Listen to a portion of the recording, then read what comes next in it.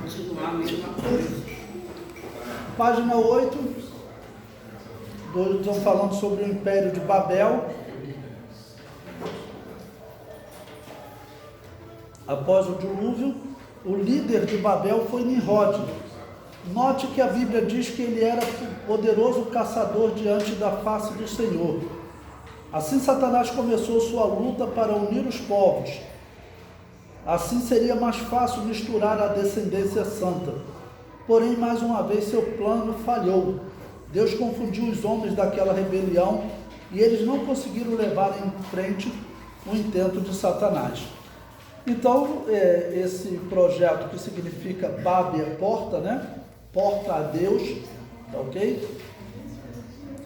Eles não conseguiram, porque Nimrod foi para o centro da Mesopotâmia, mas ele conseguiu contaminar aquela região, tanto que Deus teve que tirar Abraão daquele lugar, tá bom? Abraão vivia, tá bom, na região que foi dominada pelos babilônios.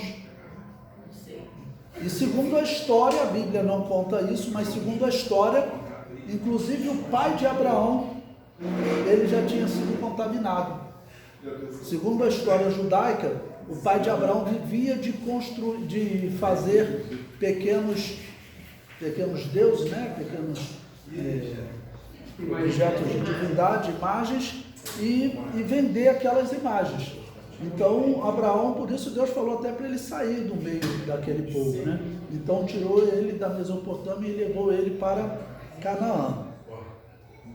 Ou seja, a princípio nós vemos que o plano de Deus não era que os homens se organizassem em nações, em povos, ok? Mas quando os homens resolveram tomar essa atitude, o que Deus fez? Deus vai agora organizar um povo para poder evangelizar esses povos, que é o povo de Israel. Tá bom? 3.2, o Egito é símbolo do mundo, e até na sua posição geográfica ele traz esse símbolo, pois usa-se o termo descer para quem vai ao Egito, tá bom? Porque era um país que ficava no nível do mar, tá bom? No caso do mar Mediterrâneo, ali que faz onde o Egito está.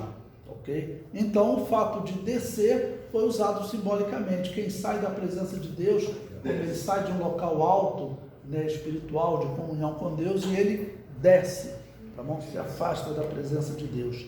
E quando sai de lá, Gênesis 13:1 diz: subiu, pois, Abraão do Egito. Tá bom? Então, desceu para o Egito e subiu para o Egito. Esse império foi levantado por Satanás para opor-se ao Deus dos céus. Assim o faraó se opôs a Jeová. Mas faraó disse: quem é o Senhor, cuja voz eu ouvirei para deixar Israel?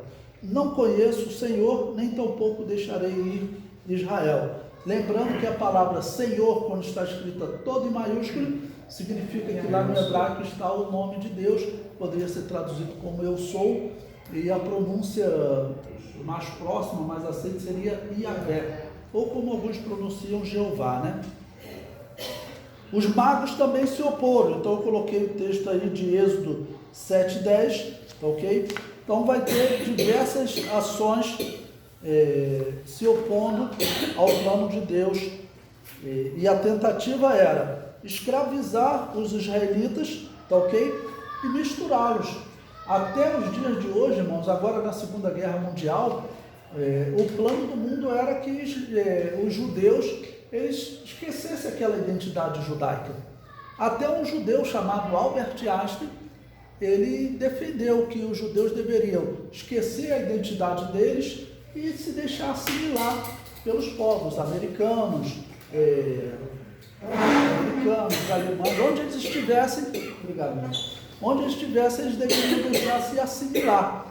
Se eles fizessem isso, na verdade, todo o plano de Deus em relação a Abraão, tudo ia por terra.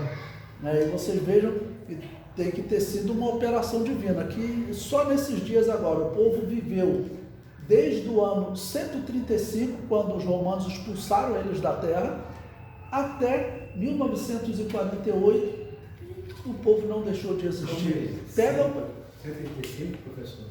Por que 135? No ano 70 houve uma destruição de Jerusalém do templo, mas o povo continuou, ainda não, o povo continuou habitando lá. A diáspora mesmo só vai acontecer no ano 135, porque no ano 132 teve um rabino chamado Akiba, que ele apresentou um suposto Messias chamado Bar Kokhba. E aí fizeram uma rebelião contra Roma, a princípio tiveram sucesso, mas aí que vai começar a diáspora, porque aí Roma vai mudar o nome da terra, da terra de Canaã para Sírio-Filístia, tá bom? De onde vem o termo Palestina, mudar o nome da cidade de Jerusalém para Aélia Capitolina, em homenagem a Júpiter Capitolino, o maior deus, maior, entre aspas, né, dos deuses romanos, e também proibir que os judeus habitassem na terra. Aí dali eles têm que ficar peregrinando pelo mundo e só retornam em 1948, tá bom? Quando é recriado o Estado de Israel, tá bom? Pega o brasileiro, pega todo o povo do Brasil, proíbe deles habitarem aqui no Brasil e bota eles para peregrinar pelo mundo. 30 anos, talvez até menos, não existe mais brasileiro. Está tudo atualizado. A invasão comandada por Tito foi em 70? Por Tito foi em 70. 70, né?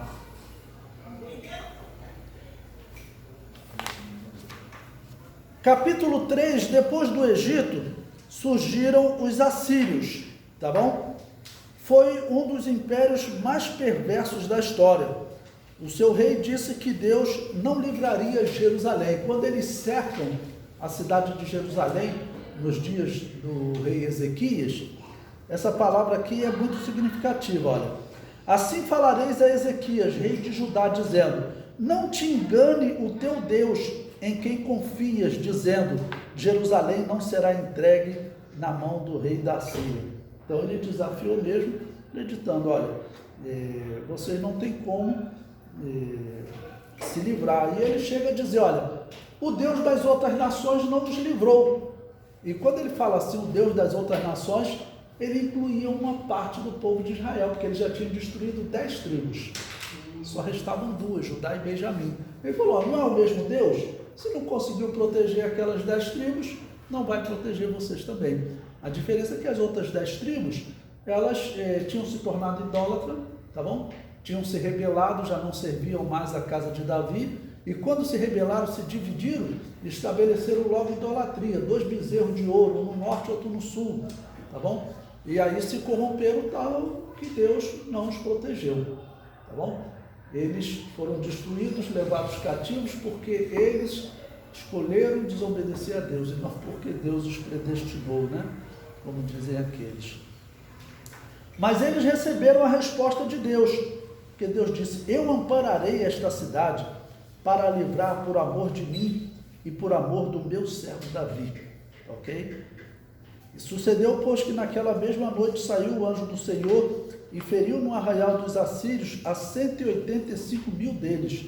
E levantando-se pela manhã cedo, eis que todos eram corpos mortos. Senaqueribe já tinha vencido as 10 tribos do norte, só restavam Judá e Benjamim. Mas o rei, no caso de Jerusalém, né, temia a Deus, e o profeta Isaías já havia lhe avisado para não dar ouvido às palavras de Senaqueribe. Os irmãos podem ler esse texto aí de 2 Reis, capítulo 19, versículo 1 a 6. Ok? Bom, Babel e Babilônia é a mesma cidade, né?